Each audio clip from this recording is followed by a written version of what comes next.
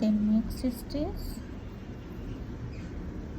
1 double crochet, then 2 double crochet,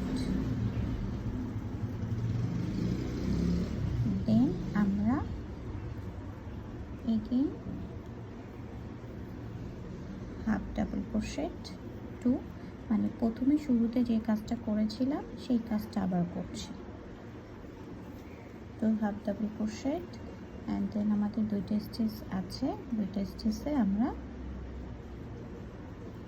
single crochet করব। 1